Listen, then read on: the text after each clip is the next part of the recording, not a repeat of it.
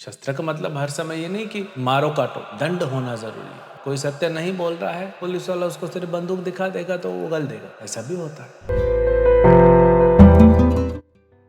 हरे कृष्णा। भगवद गीता अध्याय 10 श्लोक संख्या 28। आयुधानाम अहम वज्रम धेनुनाम अस्मि कामधुक् रजनश्चास्मि कंदर्पः सर्पाणाम अस्मि वासुकिः। मैं हथियारों में वज्र हूँ, गायों में सुरभि, संतति उत्पत्ति के कारणों में प्रेम के देवता कामदेव तथा सर्पों में वासुकी हूँ। तो ये ऐश्वर्यों की श्रृंखला को आगे बढ़ाते हुए भगवान इसमें 4 ऐश्वर्य और बताते हैं। आयुधों में मैं वज्र हूँ, गायों में मैं सुरभि हूँ, कंदर्प हूँ, प्रजनन करने का जो है उसमें कंदर्प हूँ, और नागों में नागराज वासुकी हूँ। ये 4 ये भगवान के सच ऐश्वर्य नहीं है, ये हमको समझाने के लिए। कोई बच्चा पूछता है अपनी माँ से कि मम्मी शेर कैसा दिखता है। अभी मान लीजिए शेर का फोटो नहीं है तो कैसे बताएंगे। शेर बड़ा खूंखार दिखता है, पूरे बाल होते हैं, बड़े बड़े दांत होते हैं, बड़ा शरीर होता है, कुछ तो बताना पड़ेगा। तो ऐसे ही भगवान हमें बता रहे हैं कि तुम अब मुझे तो देख नहीं सकते। अर्जुन तो देख सकता है लेकिन पूरे ऐश्वर्यों को तो नहीं समझ सकता, हम तो बिल्कुल नहीं देख सकते। तो हमको ये थोड़ा ऐसे प्रतिनिधि के रूप में बताया जा रहा है। जैसे भगवान के हाथ कैसे हैं, कमल के समान है। अब कमल भौतिक है, कमल कुछ भी नहीं है भगवान के सामने। भगवान के नख के जो किरणें निकलती हैं उसमें से भी एक किरण जो होगी इस संसार के सबसे सुंदर कमलों के जो बगान होंगे या जो तालाब होंगे वही बराबरी नहीं कर सकते। लेकिन बताया जाता है भगवान के चरण कमल हैं, हस्त कमल हैं, नयन कमल है। तो ये ऐसे समझाया हमको जा रहा है। अब आयुधों में मतलब आयुध जो होते हथियार, उसमें मैं वज्र हूँ। वज्र किसके पास होता है? इंद्र के पास। वज्र देखा है कभी आपने? वज्र थंडरबोल्ट, जिसको बिजली चमकना बोलते हैं, वज्र से ही आता है।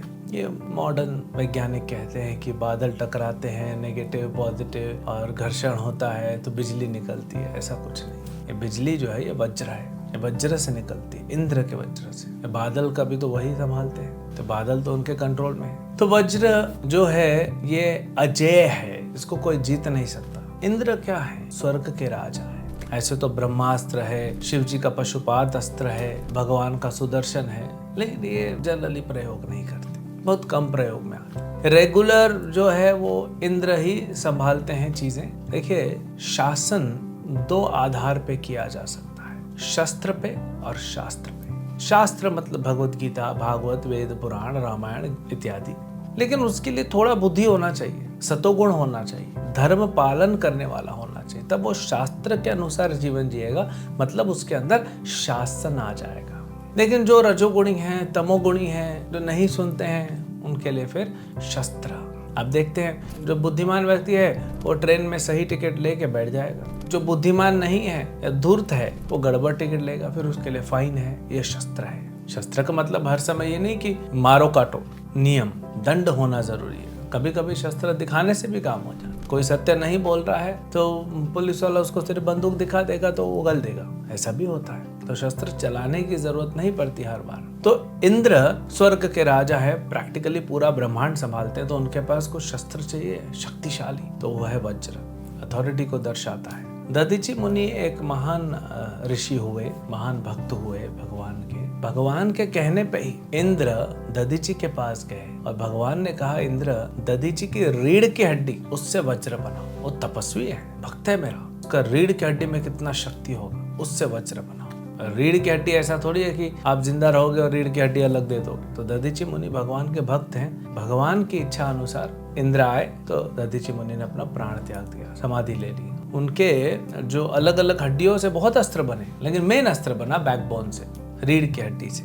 अभी हमने कहा जो वज्र है वो अजेय है। हाँ, भौतिक संसार में अजेय है, लेकिन जब सामने भक्त खड़ा हो ना तो वज्र कुछ नहीं कर पाएगा। सुदर्शन चक्र भी नहीं कुछ कर पाता है अगर सामने भक्त हो तो। हरिदास ठाकुर भगवान के महान भक्त हुए, उनको 2 जल्लाद पीट रहे थे, भगवान ने तुरंत सुदर्शन भेजा, जाओ और दोनों का सर काट दो। हरिदास ठाकुर ने हाथ जोड़े, सुदर्शन से कहा, प्रभु आप वापस जाओ, इनको माफ कर दो। तो भगवान के भक्त के सामने भगवान का अस्त्र भी नहीं चलता तो इंद्र का क्या चलेगा। तो जब इंद्र का युद्ध हुआ था वृत्रासुर के साथ तब इंद्र का वज्र काम नहीं किया। वो तो वृत्रासुर मान गए, भगवान के भक्त हैं। वो तो इंद्र डर के जो है पहले वज्र फेंका तो वृत्रासुर ने तो पकड़ लिया और उल्टा फेंक दिया, तो इंद्र का तो पूरा कॉन्फिडेंस ही खत्म हो गया। और वृत्रासुर बोले ठीक है, भगवान की इच्छा है। ये भागवत में वर्णन आता है। तो वज्र जो है ये परम अस्त्र बोल सकते हैं इस भौतिक संसार में, जो रेगुलरली यूज होता है। फिर भगवान बोलते हैं कि गायों में मैं सुरभि हूँ। गाय भी होती है,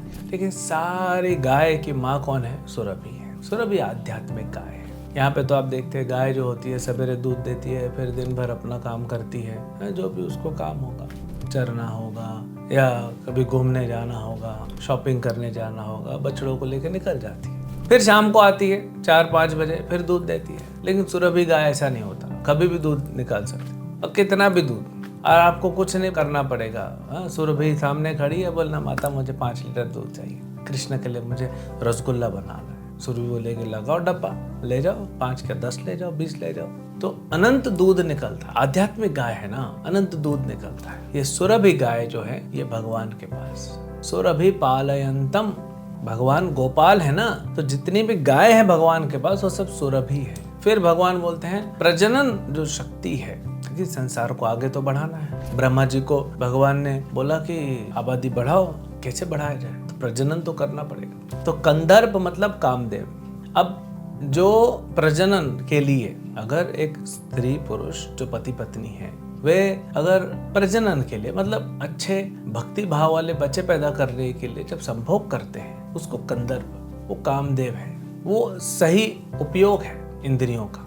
इसलिए न कि आज पशु के जैसे पूरे कोई मतलब नहीं है, इसलिए बच्चे भी फिर वैसे ही हो जाते हैं, कोई गर्भधान संस्कार नहीं, कुछ नहीं। तो कंदर्प बहुत पावरफुल है, ये पूरे संसार को हिला देते हैं। इन्हीं के प्रभाव में आके लोग कितने गलत काम करते हैं, इसी को काम कहते हैं। लेकिन जब वो काम भगवान की सेवा में लग जाए, भगवान के भक्त उत्पन्न करने में लग जाए, तो वो शुद्ध हो जाता है।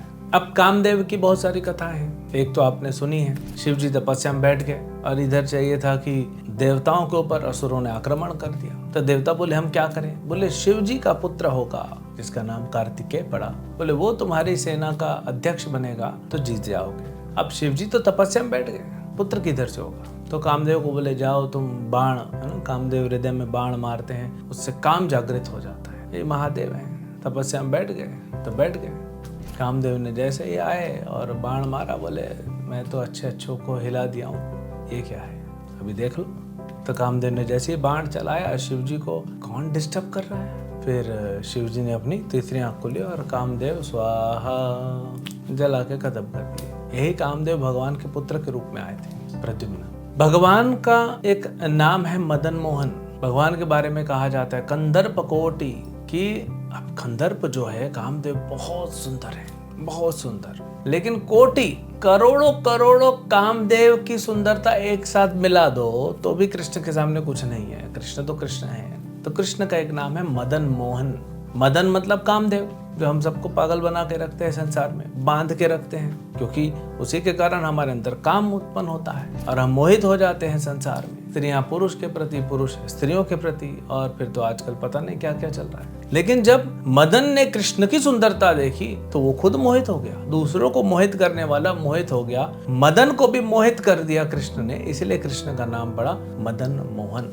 और श्रीमती राधा रानी का एक नाम है, ये मदन मोहन को भी मोहित कर दे तो इसलिए उनका नाम है मदन मोहन मोहिनी, उनको भी मोहित कर देती है राधा रानी अपने भक्ति से। फिर भगवान कहते हैं कि नागों में मैं वासुकी हूँ। वासुकी नागराज है, नागलोक में रहते हैं। इनका बहुत प्रसिद्ध रोल है, श्रीमद् भागवत में हम पढ़ते हैं। जब समुद्र मंथन लीला हुई, समुद्र मंथन लीला में अब मथनी तो आ गई मंदर पर्वत, लेकिन रस्सी तो चाहिए। अब इतनी बड़ी रस्सी किधर से लाएंगे? हाँ, मार्केट में जाके तो नहीं मिलेगी, वो तो रस्सी चलेगी नहीं। ऐसी रस्सी चाहिए जो मंथन होगा तेज, तो रस्सी को टूटे फूटे ना।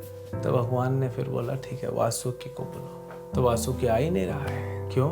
गरुड़ जी खड़े हैं। तो भगवान ने गरुड़ को बोला गरुड़ तुम जाओ, आज छुट्टी तुम्हारा वीक ऑफ, जाओ आराम करो। तो गरुड़ जी से डरते हैं ना सांप, तो गरुड़ जी गए तो वासुकी आए थे। तो वासुकी को रस्सी बना के मंथन किया गया। ये नागराज है।